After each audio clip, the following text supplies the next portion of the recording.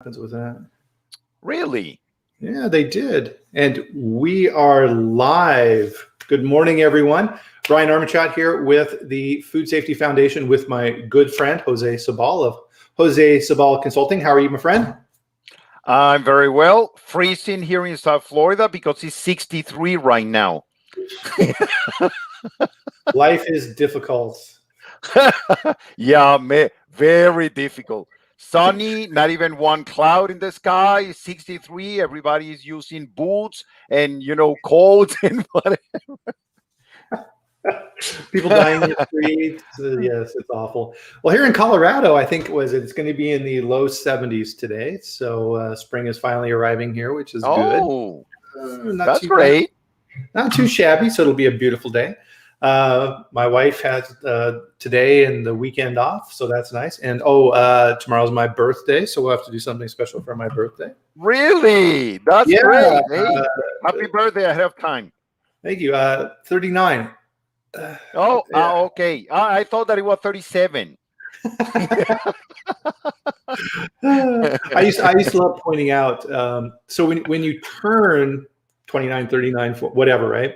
Really, that's the completion of that year. So when you turn that, you're actually starting that new year, right? Because when you turn one, right, that's the completion of your first year. It's not the beginning.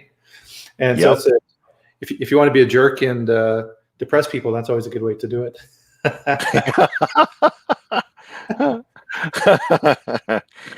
So good morning, everybody. Of course, this is the Food Safety Chat where we talk about all things food safety. And we're here every Friday at 8 a.m. my time here in the mountains, at 10 a.m. Jose's time on the beautiful, cold and chilly East Coast in Florida. Please type in and say good morning to us. We love to talk with everybody because, of course, with the Food Safety Chat, this is not a presentation. This is a discussion. And what's fun, and we do this every now and then, this is kind of like a current event show, right? What are those things in the news that Jose and I have seen and that you may have seen as well? So please let us know things out there that concern you, because part of what food safety is keeping up on what's going on, right? What are the new trends? Yeah. What are the things that are happening out there? And you need to take that information and bring that back to your business. Early on in my career, my first role, Jose, where I was director of quality at a company, I had a very, very good auditor who came in, and he used to be in charge of a large division with Kraft, and he actually wrote their food safety manual at Kraft at the time. George Masters, fantastic guy. And wow.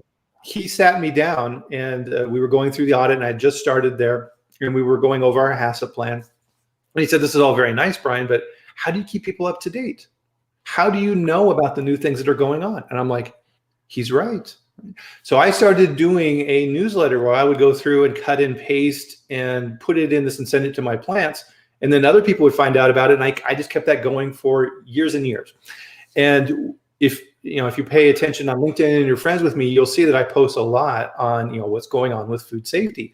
And that's just this habit that George helped build in me. So I'm very grateful for him for that. Yeah.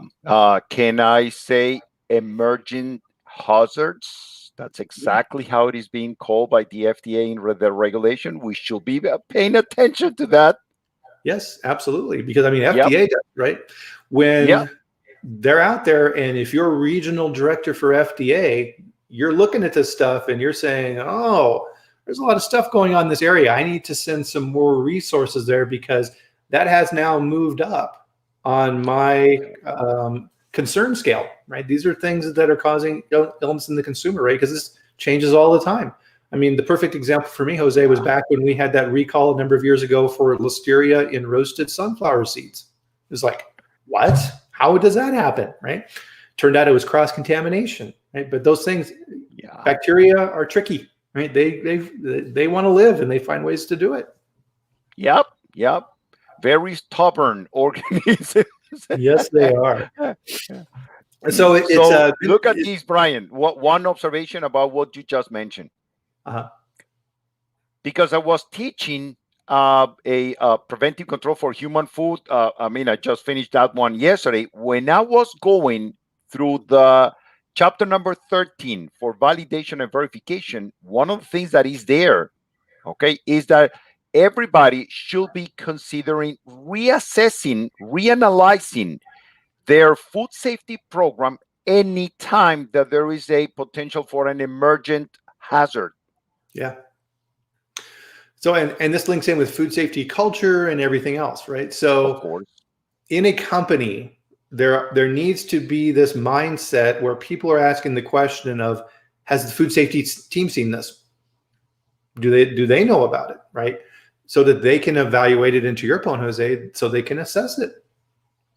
And you know what, Bryan? You have a very valid point, because most likely you, as well as me, and I'm going to talk about my personal experience, is that if you look at the amount of responsibilities that are assigned to the food safety team leader, to the SQL practitioner, to the HACCP team leader, or whatever is that person, it is so many things that this person must do that on a daily basis, it doesn't matter if this person is working 10 hours or 11 hours, there is not enough amount of time to complete just the things that you're supposed to be doing on a daily basis.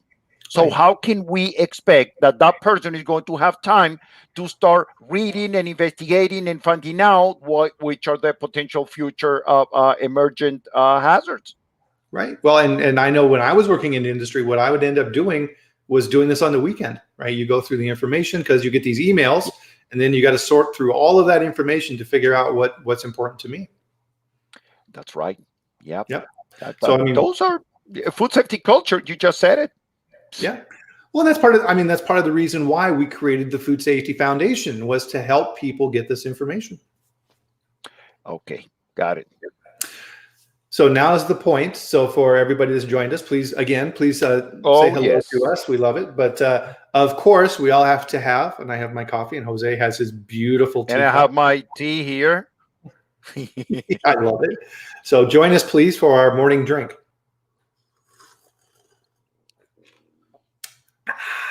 Yeah, I tell you, my wife switched us over to light roast coffee instead of dark roast, and I like it. It's good.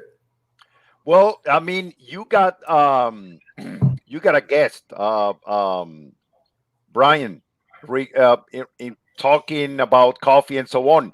What is the maximum amount of milligrams that you can take of caffeine in a day?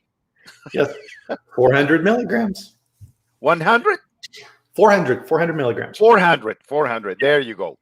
Okay. Yes, and so for people who haven't seen that, Danielle, the green-eyed girl, did a podcast with me here on live stream, and so she's the caffeine expert. So on YouTube you can find that, so definitely go back and check that out. Good morning, Nicole. Thank you for joining us. My friend Raphael, good morning to you, Raphael. It's always good to see him here on the live stream. He always has good questions. Italian salud. Salud and hola. Hola. Oh, I was speaking of Spanish. This is the little memes on Facebook and things like that, and you see the funny reactions from Family Feud, right, where people give goofy answers. And there was this family, and Steve Harvey asked the question: name a name that begins with H, and the guy said Jose.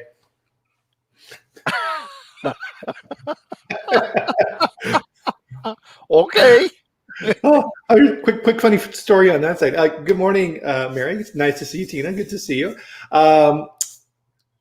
At one of my previous companies, this is back when thermal printing first started on packaging, right? So it used to be you had the inkjet and you could write a little bit of information, and they were hard to read and really, really awful.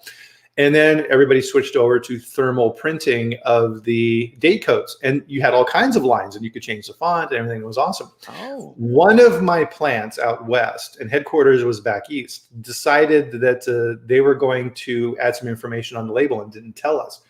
So they put on there packaged by. They wanted to put the personal touch and let the consumer know the person who actually made that cheese, which was great, right? So made by Mary, made by Paul, or whatever, right? So it was a very nice touch. Well, we would get samples at corporate. And so we got some samples and we're opening them up at corporate. And all of a sudden the marketing people got very, very angry. And And we're like, well, what's wrong? They're like, well, who's the joker? Who thinks they're being funny? And we're like, what? So we looked at the package, and it said manufactured by Jesus. But they said, who put manufactured by Jesus on this package? This isn't funny. Oh my goodness. They thought it was Jesus. Jesus was packaging the cheese. We're like, no, that's Jesus. No, he's the operator. They're like, no, take it off immediately. So the plant thought they were doing something good, but it was fun. But, yeah, that is possible. I mean, it's about interpretation. Always. Yep. I was having a quick conversation, Bryan, with my wife, and I'm still going around the food safety culture and trying to identify what is going to be the best way to approach this. And you know what is funny? That after, the last things that I have been reading, let's say that you are trying to implement this food safety culture, and this is going to be a quick conversation, I promise. So let's say that you try to do this, and then you have people from South America, and you have people from Europe, and then you have people from Thailand, and then you have people from, oh my goodness, whatever, India, and then you have people from Africa, and then you have people from the United States in the same place. Do they have the same values and the same?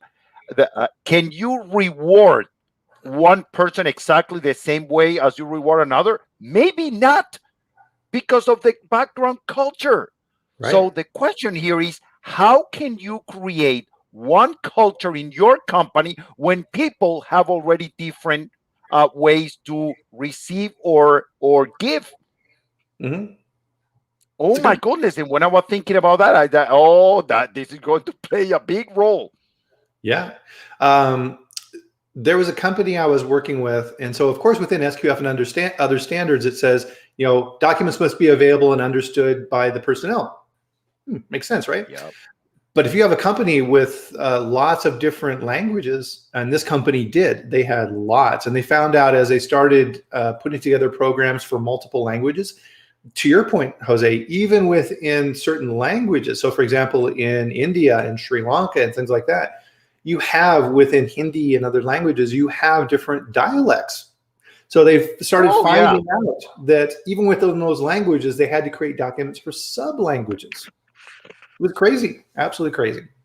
Absolutely. And so how do you deal with that, right? How do you create a culture unless you've got that common language? Yep.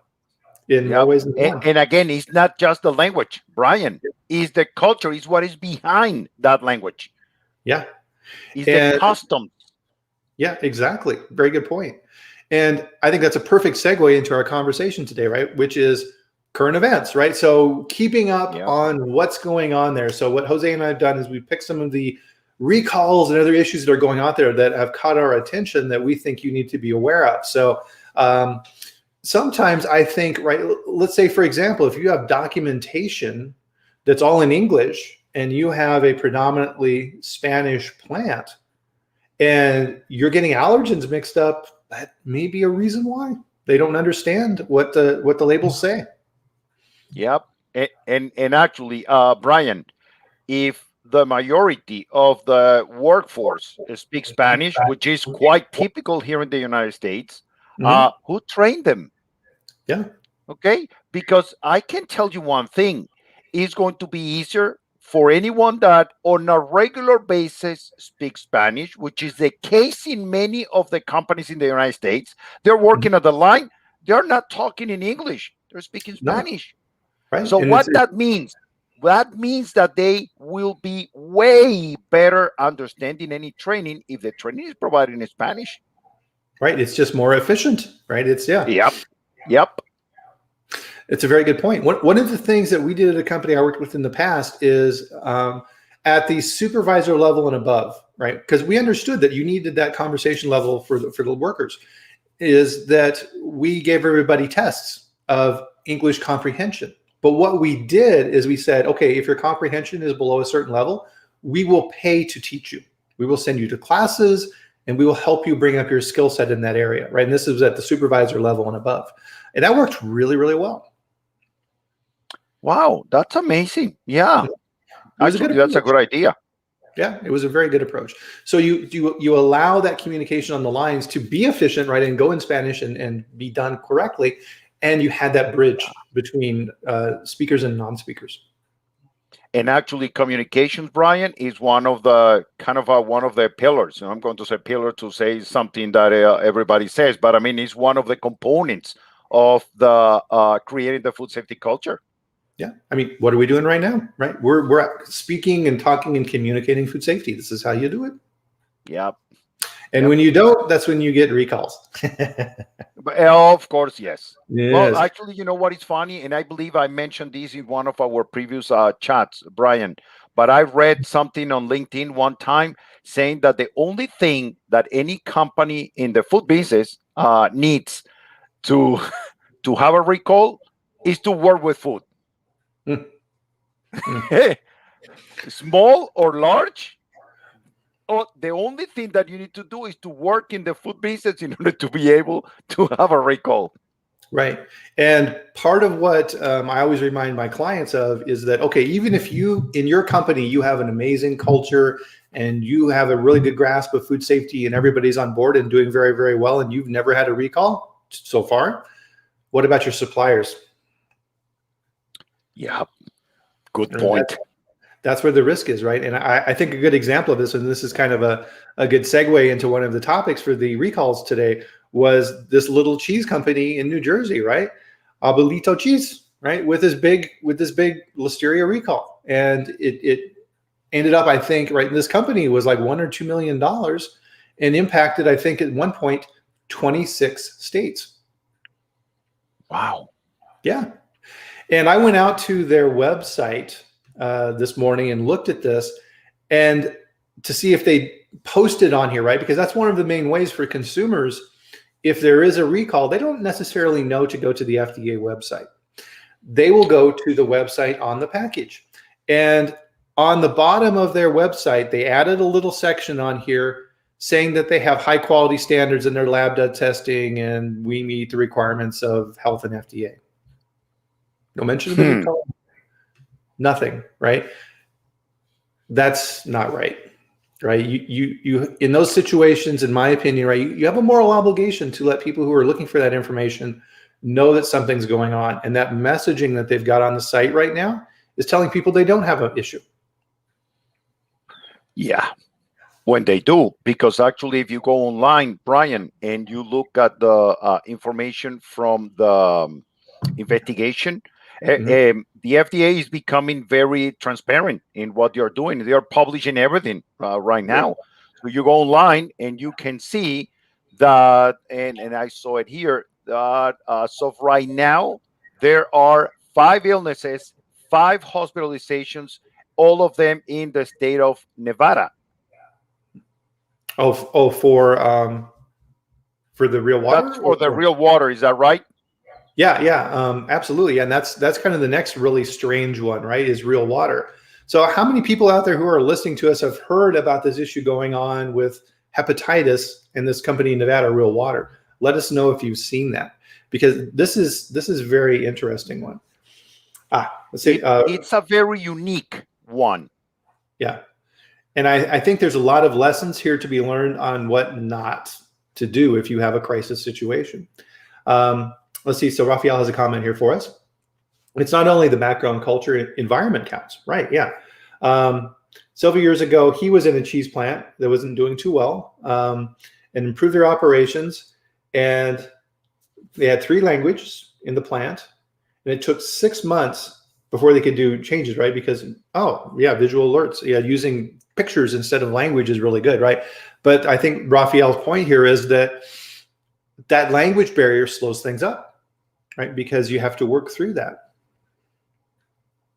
And you know what was amazing, Bryan, and as we were discussing a little bit before we start doing the live session, is that the FDA website says, and this is written, says, given the lack of cooperation by the firm, FDA investigators have been unable to complete the investigation of the Real Water Inc. facilities in Nevada and Arizona. and Yeah. have not been provided with the requested records. So when I was looking at that, and I have been helping a lot of people registering facilities, anyone that registers a company with the FDA to process any food that is regulated by the FDA that requires a registration, of course, there is a section saying and that is in section 414 and 704 of the Food, Drug, and Cosmetic Act. Records, basically, those records belong to the FDA. Yeah. People just got the chance to design the records and put the name of the companies or whatever, but all of the records that are required by regulation, basically, they belong to the FDA. You cannot say no. Right. And actually, if we go to section, I guess it's 331, prohibited acts, if you read that section in the law, it says straight through, any company in the food business is going to allow to the authority, in this case the FDA, I guess, but it's going to allow the authority to have access and copy the records. Otherwise, that is a prohibited act, and that carries criminal consequences. Yes. The other thing that is there about records, Bryan, is that any company required to follow certain regulation, if the regulation says that you need to keep certain records, is a requirement. Not keeping the records is also a prohibited act. Yes. Yes. And within FSMA, right, if FDA requests records, you have to provide those within 24 hours. Yep. And actually, because we're talking, I'm going to try to see if I can do something here. See more destination. I cannot. That's weird. I cannot chat in my comments. I can see the comments, but I cannot chat. So, you know what? In LinkedIn, let me go to LinkedIn, and I have access here. And let me add, for those of you that are at LinkedIn, I just placed there the link to the FDA document regarding FDA access to records and so on. Mm. I'm not sure if you can share that in the other platforms, Bryan. If you can just copy and paste the link. Let's see. It looks like Andrew. Well, somebody copied in a link here, so links can be put in there, but you can't. No, I already did. The Oh, only thing is that we have people from different platforms. I just added in the LinkedIn. okay, gotcha. Yep, I see it there now. Interesting. So with the real water, right? So they're not cooperating, and people are getting hepatitis from this alkaline water that this company is manufacturing, and it's Yes. non-viral, right? And so we were talking about this a little bit before we went on live here. I always thought that hepatitis was viral, right? Hepatitis C and those type of things, and it would come from workers, but this isn't the case with this. Yeah, and you know what, Bryan? I'm going to say something before we continue talking about the non-infectious hepatitis. Okay, and we need to understand that in the law, when you go to 341 U.S. Code 21, U.S. Code 330, 341, each and every single company manufacturing food items, as defined also in the law, okay, they need to define the name, market name, or approved name, whatever it is, the right name, based also on regulations. The companies are supposed to define a standard of identity. And again, this was written for the regulators, but still is applicable to anyone if you look at the intent there. So standard of identity, a standard of quality for that product, and then define what is the fill. Okay. If you have that with you, and you identify that your product is not 100% matching that standard of identity, standard of quality, standard of field, and name, your product is going to be adulterated or misbranded. Yeah. And this is the reason why, if you go to the law, 341 is this: define what is your product. 342 is this is adulterated food. And 343, this is misbranded food. And if you look and you read those sections, I mean, the last two, the 342 and 343, is just talking about how you deviated from your own specifications. Because under the law, you may call that a standard of identification and a standard of quality. But, for us in the food business, that is the specification of the product. Yeah. So one of the definitions for adulteration is if the product is unfit for food, the product is adulterated. And if the companies are working in manufacturing, packing, holding, etc., food, they must do that under sanitary conditions, because any time that the food is going to cause illness or injury, the product is by default adulterated. It doesn't matter what is the source. So right now, linking these comments and what we're talking about, the real water, well, there is no hepatitis A or hepatitis B or C or E or whatever. It's a non-infectious hepatitis. Yeah. And most likely the reason is because one of the components of the water is causing the liver to swell. Right. And if I was a betting man, whatever they're putting into the water to raise that pH up above 7, that's probably the cause. Most likely that is the cause. Yeah. So I think this story, just as a little side note on this, right? This is a good thing for food safety culture and food safety teams, is that when things like this come up, this is a perfect way to educate and look at threats, right? Was this a microbiological threat? Was it a chemical threat?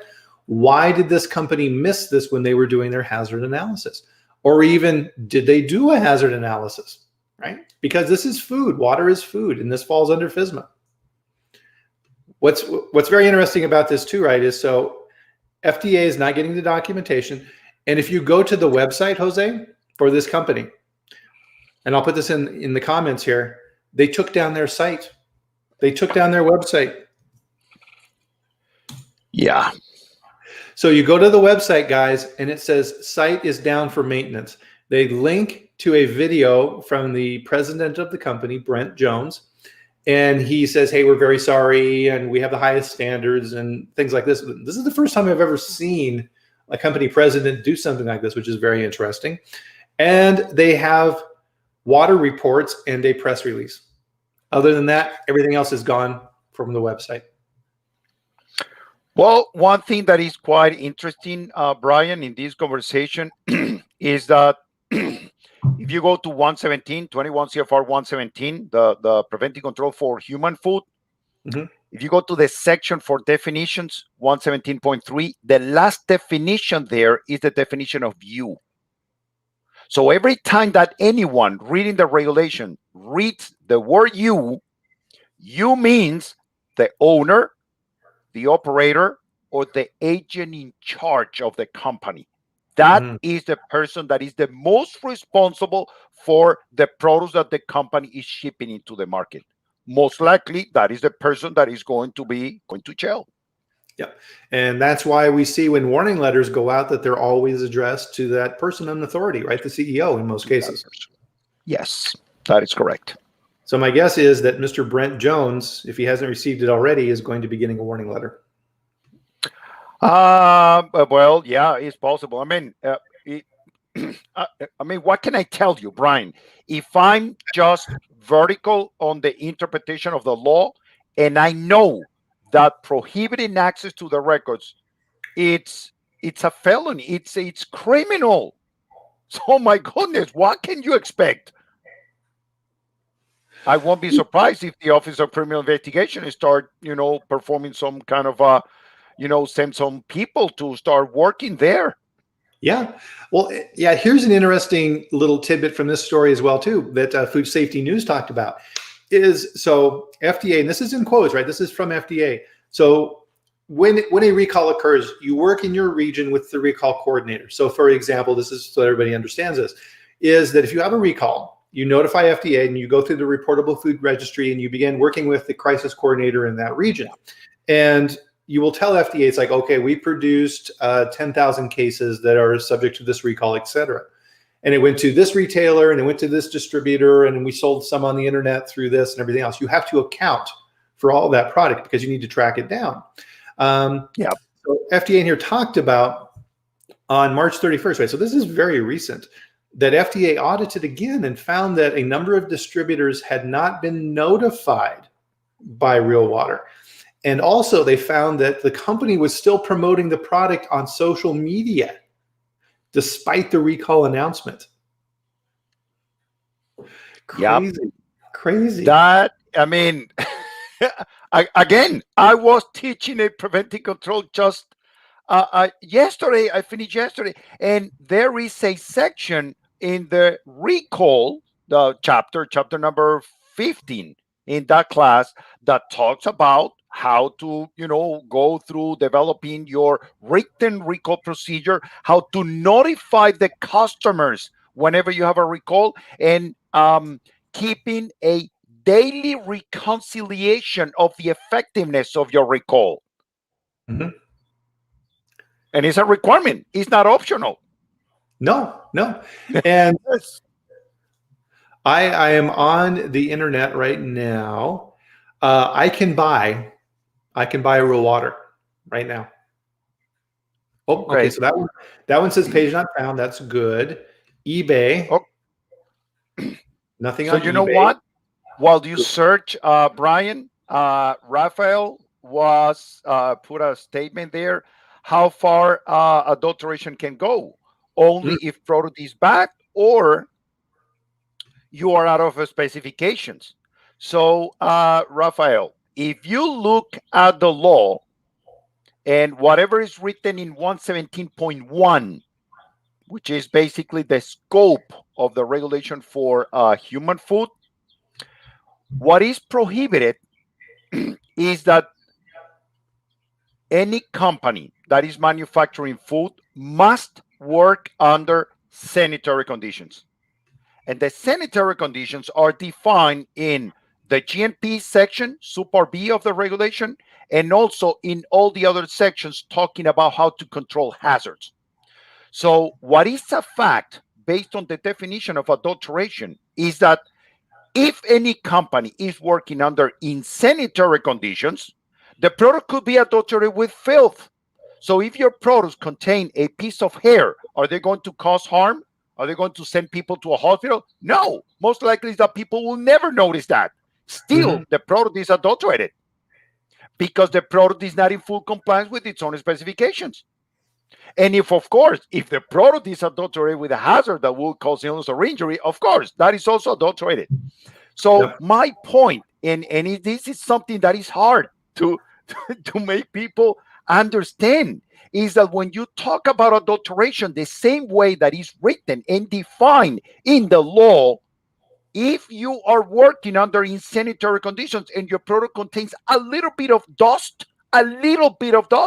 your product is adulterated and you need to recall that product.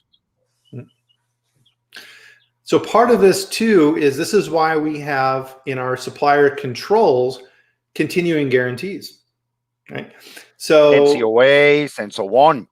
Right. So you are informing them and they are agreeing to the legal obligation that they are only supplying you product that meets the regulatory standards and, to your point, Jose, is not adulterated or misbranded. If that occurs and you had a supplier who sent you an adulterated material and you had to recall because of that, to Rafael's point, now you've created a chain of legal custody where your lawyers can now go back and sue. If you don't have that in place, that can be difficult. Yep. And let me continue with a little bit of Rafael just put another note. When you design products, Rafael, part of that, part of the scope of your specifications is to define exactly which are the ingredients that you are going to be used. If you use the same ingredient from a different supplier, well, that's fine. Your product is exactly as per the specification. But if you choose a low-grade ingredient, it's the same one as the one that you originally defined, but it's a low-grade, your product, by the intent of the regulation, is adulterated. Even if it's not causing illness or injury, and even if you're working under sanitary conditions. Yeah. Right. So Rafael, you can't just buy any ingredient. You are buying from suppliers, right? You need to define the quality. Right. And so that's why within GFSI standards like SQF and things like this, and FSMA, your food safety team has to say, here's the specifications, here's the formulations, here are the approved suppliers, here's how we approve them, here's how we verify and test compliance based upon risk, right? You can't get around that. You have to. And that's why it gets back to, and this is a really nice segue back to what we were talking about before, Rafael, is food safety culture, right? It always needs to be, if the procurement team is thinking about buying something new, it needs to be, oh, I can't buy this from this company until the food safety team has approved it. Yep. Yeah. And actually, I was hearing a podcast yesterday. I went to visit a new client, Bryan. And on my way there, which was, I don't know, I'm going to say 35-minute drive, I was hearing a podcast. Oh, my goodness. And this gentleman, the one that was interviewed, he was explaining, and actually I thought that was a great approach. Whenever we are talking about approving suppliers and having the specifications of the products that we want in order to achieve consistency on what we do, all of that is part of the supply chain program. So a very important component of the supply chain program is the people in our companies that are responsible to actually perform the purchasing department. Who are they? Do they know food safety? Do they know the specifications of the ingredients that we're supposed to be getting? Very good point. And this is something that I preach a lot too, is people's behavior is based upon how you reward them. So if you have it set up in the procurement department that they are rewarded by buying to Rafael's point, the cheapest ingredients, guess what you're going to get?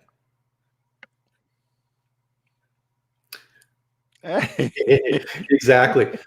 While we were talking, I went and did a search on Real Water of buying Real Water alkaline. I was able to put in the shopping cart from 2 companies, Real Water. Wow. One of those companies, Walmart. Oh, no way. Oh, I'm shocked. Oh, hold on. Let me take that back. It's a different brand. Never mind. Walmart, You're good. Walmart, you're good. I take back all of that. Walmart lawyers understand that you're good. It was a different brand of product. It looks very similar, but it's a different brand. And it's an interesting exercise, isn't it, to go online and look at that, right? And if that's happening, that's really, really severe. So Real Water, right?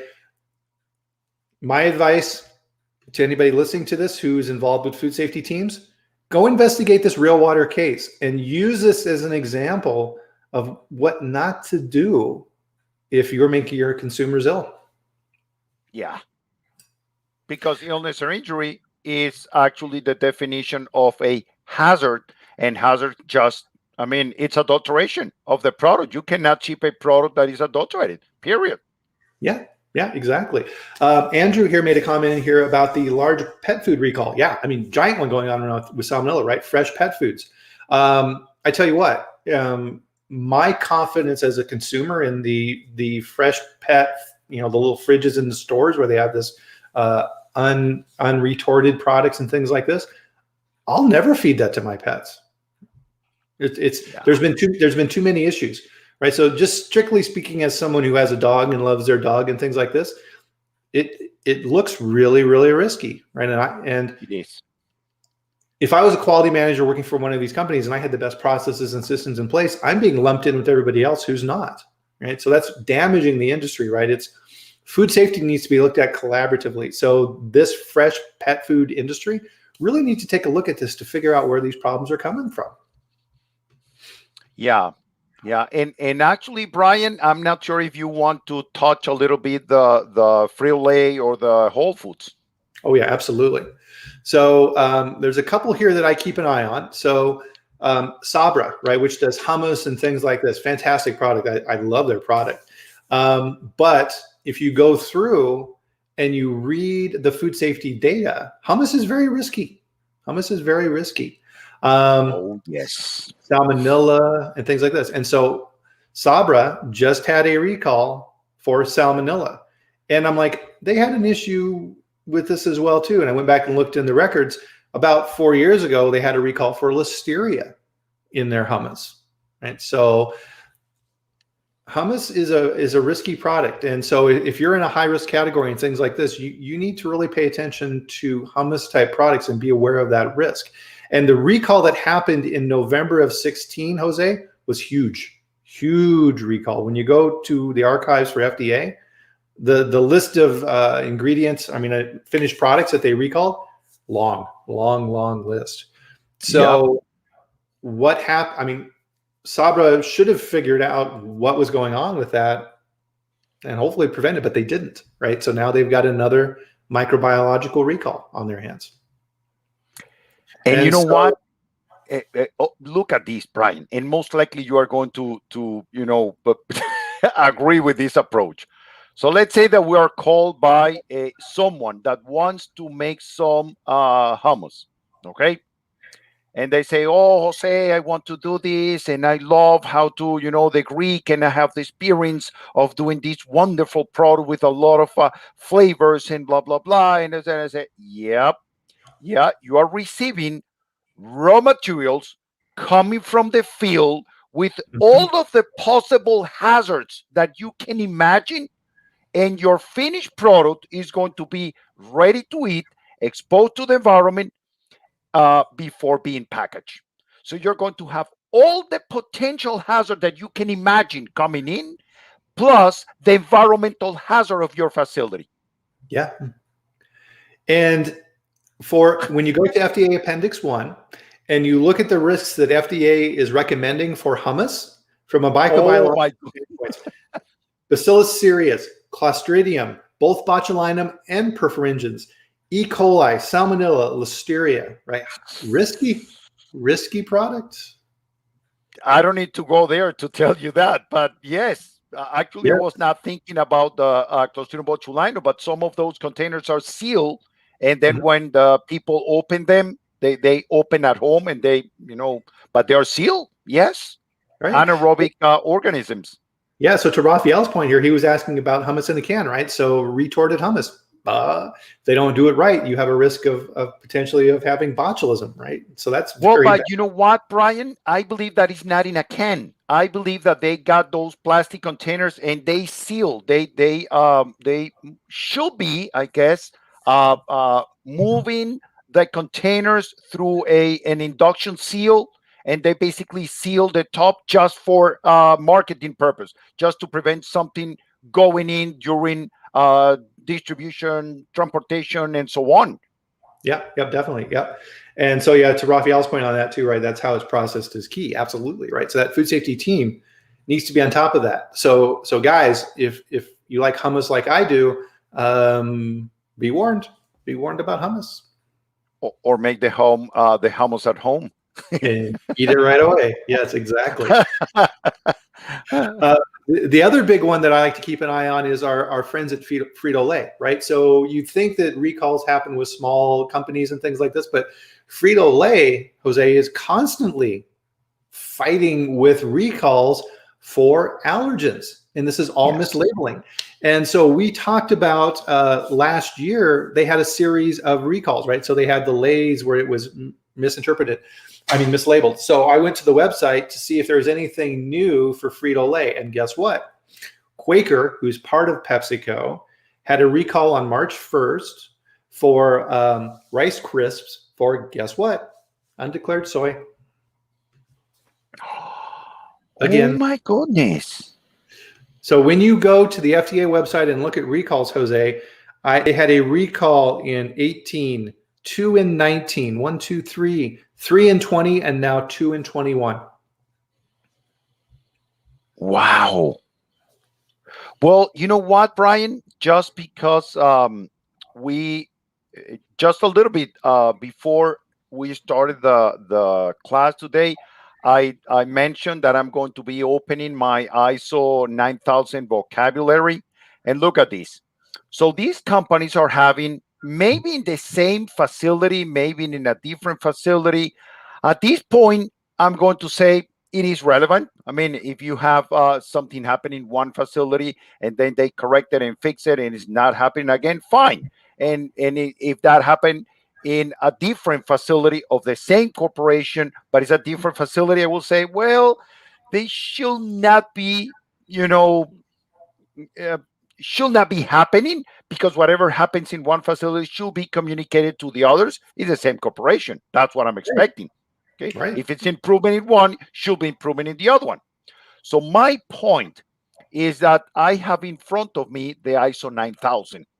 Mm-hmm. And when you go there, you see that the definition of a correction is an action to eliminate a detected nonconformity. So we identified a deviation, which is what? In the case of the Frito-Lays, they were packing some product with a different packaging material. So the product was not matching. And of course, the contain statement is not going to match it. There will be allergens and the product is misbranded by definition. So they need to fix it. And the fix could be, oh, we catch this, is in our control. We're just going to open the bags, put them back in the line, and then repack. Eventually, that could be, the relabeling of the product. Mm-hmm. But that is going to be the fix for that product. Okay. The FDA in the regulation says that anybody manufacturing food now under the preventive controls, especially, there is a definition for corrective actions. And the definition of corrective actions, if you go to the ISO definition, and I'm going to use the more stringent definition here, says that a corrective action is an action to eliminate the cause of the nonconformity. That is related with our root cause investigation and trying to find what is the reason. And let me tell you one thing, Bryan, based on the time that I have been doing this, we are not going to find one. We are going to find many root causes for that problem, and all of them will need to be addressed. In order to, and this is the second thing that is part of the definition of a corrective action, in order to prevent the reoccurrence. Mm-hmm. That is the key. Right. And I think that's a good way to circle back on this conversation too, Jose, is part of what we're doing here today, right, is we're not picking on the companies that we're talking about. We're using these as examples of what you can use in your company to help raise awareness of, here's other companies that didn't see something that they should have seen and they had a major issue. And now it's costing them millions of dollars. It may cost people their lives, right? It costs them reputation, damage to the brand, millions of dollars, all these types of things. What can we learn from this, right? What can we do in our plants to keep this from happening to us? Food safety is all about continuous improvement, right? How can I look at what I'm doing now and make it better? Real Water made these mistakes in communication and how they managed it and how they were contacting their distributors and how they were actually removing product from the marketplace. Have we looked at our online channels? So if we had people selling our product on Amazon or eBay or through these different companies, how do we make sure they know that if we have a recall, that they need to remove that product? Let's test that system. Crisis management is more than just your traceability, right? It's an entire network, because when it happens, it's too late, right? You're in crisis mode. You're not thinking about these things. You're just trying to put out the fire. Yes. Yep. And you were talking about that, and I'm thinking about effectiveness of the implementation of systems. And guess what, Bryan? If we have a recall, any company having a recall, that is, in general, my general approach, that is the most terrible way to have a deviation in a system. Yeah. Why? Because most likely, I'm not saying that this is the only way, the only option, but most likely is because there is a hazard that is not identified. The source of that hazard is not identified in your hazard analysis, for which you do not have a control, or you have a system in place, but during the training of the employees, the training was poor, was not effective. And then people are not clear on why they are doing whatever they are doing. Right. I was telling everybody in the class yesterday that principle number 3, 4, and 5 of the HACCP technique are related between each other. And when you train the monitor, you're going to train that person on performing the monitoring procedure, yes, but you need to train that person also to understand what is the criteria that is being used, what is the critical limit, or what is the parameter or value. You choose a name, because that criteria is what is going to define what is acceptable from what is not acceptable. And if the monitor finds that you are in the not acceptable area, the monitor is supposed to know and to actually start executing anything that is required for the corrections and the corrective actions. Right. Part of what I always teach my quality managers was this: is that you're the conscience of the facility, and it's your job to monitor food quality to make sure the product meets the standards of what the consumer expects, but more importantly is the food safety. And it's your job to say yes, no, good, bad, pass, fail, and make sure that that entire organization understands that. And it needs to be crystal clear, right? And when you're talking food safety, there's no in between, right? It's either it's pass or it's fail, right? And if it's fail, you have a moral obligation to uphold that, period. Yep, that's right. Exactly right. Yep. So we'll close out here with a comment from Raphael. Raphael, thanks again for your participation, and everybody else. We really love this. Corey, thank you as well too. For dry ingredients, what often happens, mislabeled ingredient arrived from supplier, right? Rice flour with gluten and things like this, right?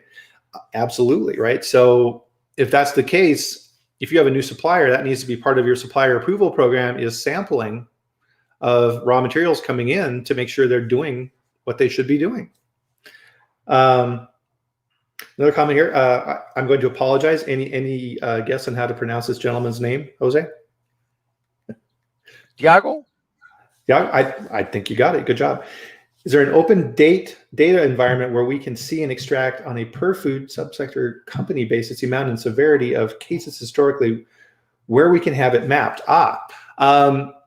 Reach out to me. My email's on here. I have a file, and it's huge. It's about 15,000 lines. Downloaded directly from FDA. I'll share that with you. It's all of the recalls and other issues that FDA has cited, and their observations for 18, 19, and through most of 20. FDA is not on a calendar year, and they do their reports at different cycles. You can analyze that data. So just send me a note, and I'll give that to you, and then you can do your own analysis based upon your products and what you're concerned about. So please drop me an email. I'm happy to send that to you. Yep. Wow, time flies, Jose. Yep. We're at the end, especially again, when we're having fun. Oh, right. So I mean, yeah, to kind of summarize all this, right? This is food safety is a living, breathing thing that is constantly changing, and we're always surprised. We're always learning new things. The key to success is taking those new things and integrating those in and learning from other people, right? If you are just staying in your bubble and only talking to the same people and only discussing food safety when it's convenient or something comes up that catches your attention, you're in for a rude awakening in the long term, right? Food safety needs to be a collaborative effort, and you need to make sure that you're working with other people. Yep, that's right. Absolutely. So excellent conversation, Jose. Always glad to have you. Thank you for coming and joining me here today. I appreciate it. It was my pleasure, Bryan. And well, everybody, was a pleasure sharing with you these few minutes and having you guys in our conversation.